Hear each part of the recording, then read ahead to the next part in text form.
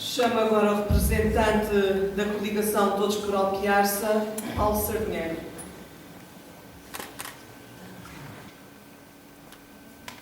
Prezados alpiarcenses, permitam-me que vos cumprimente em primeiro lugar como primeiros representantes da herança de Deus.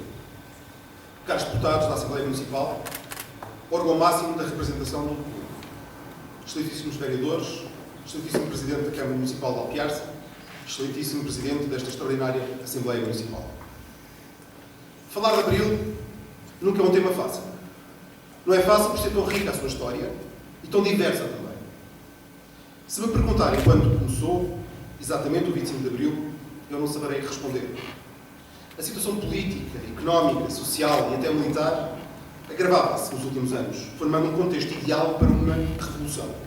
Mas quando começou exatamente, não saberei responder.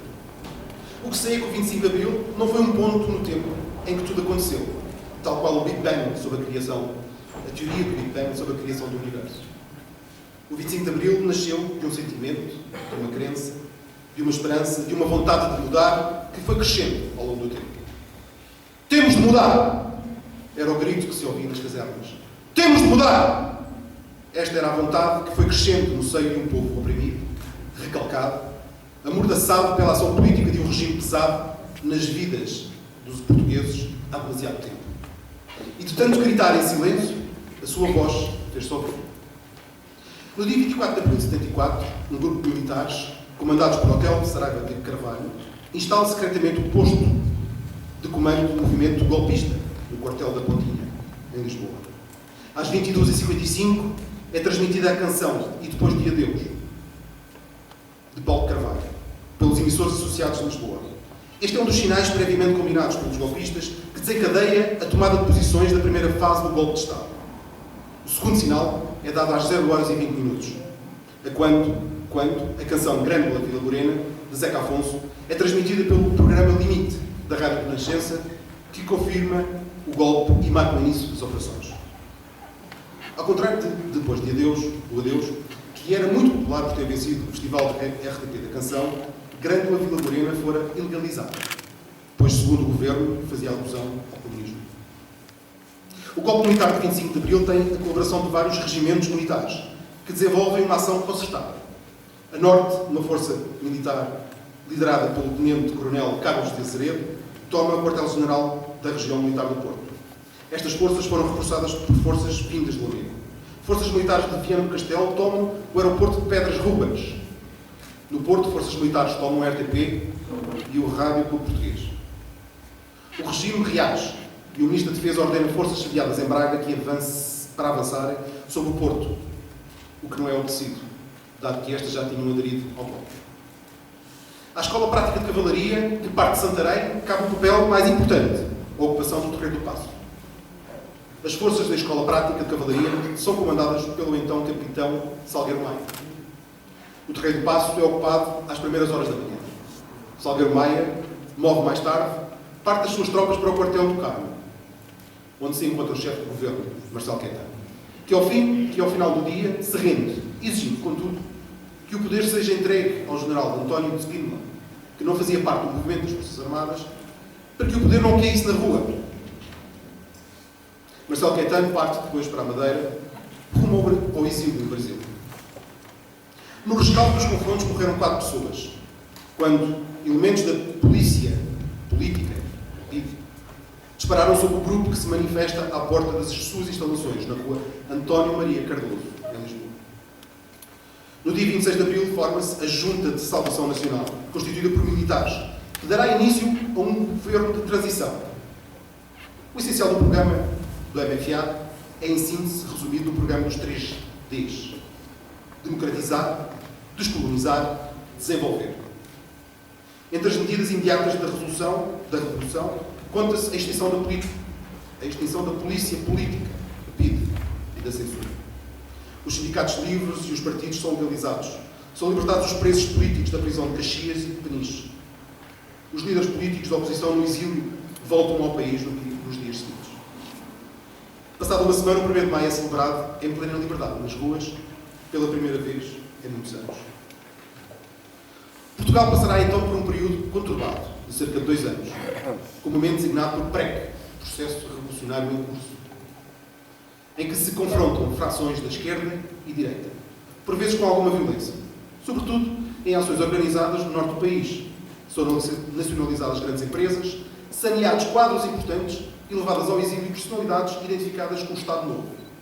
Gente que não partilha da visão política que a Revolução prescreve. Cometeram-se muitos excessos. Alpiarça também. Em Alpiarça também. E o medo parecia que tinha voltado às ruas. Milícias armadas preparavam ocupações, barravam pessoas na estrada, contrariando o propósito da luta pela liberdade.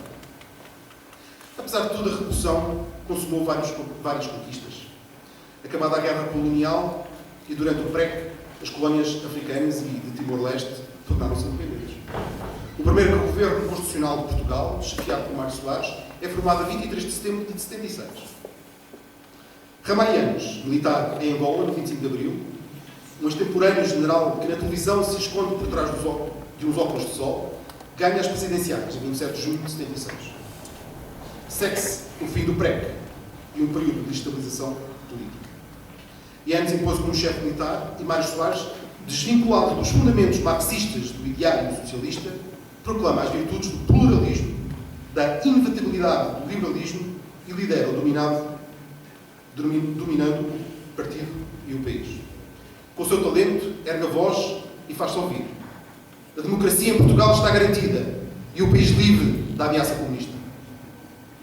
Com a sua habitual persistência, mantendo durante anos o mesmo discurso, sempre que fala, acaba por ganhar terreno e isolar a esquerda. E hoje, como está Abril? Portugal hoje precisa de todos, da direita e da esquerda, de crentes e não crentes. Um Portugal adulto não pode manter-se em contínuo ajustamento de contas, nem no medir de forças adolescentes, numa atitude de abuso e de ilusão, do tipo, eu é que tenho razão, eu é que tenho a solução. Não pode dar-se ao luxo de viver apenas a pensar no presente, criando ilusões sobre o futuro. A democracia não pode existir para facilitar a vida a um grupo de pessoas ideologicamente alinhadas. A democracia existe para eleger pessoas que tenham capacidade para tomar decisões difíceis que incluem todos, os alinhados e os desalinhados.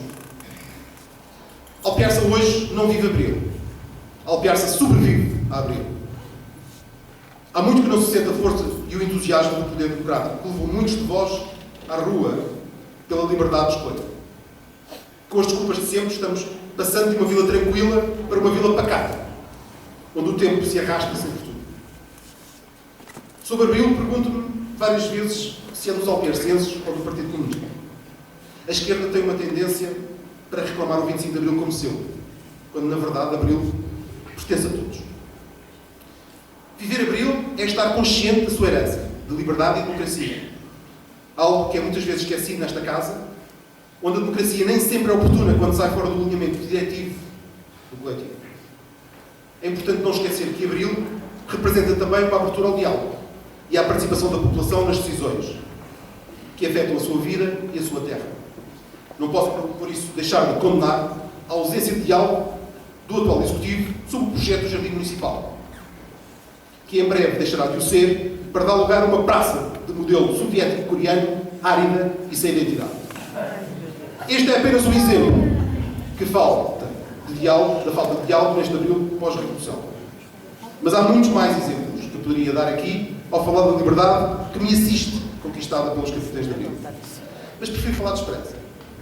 Acredito que Alpiarça terá um futuro brilhante à sua frente, honrando os valores de Abril.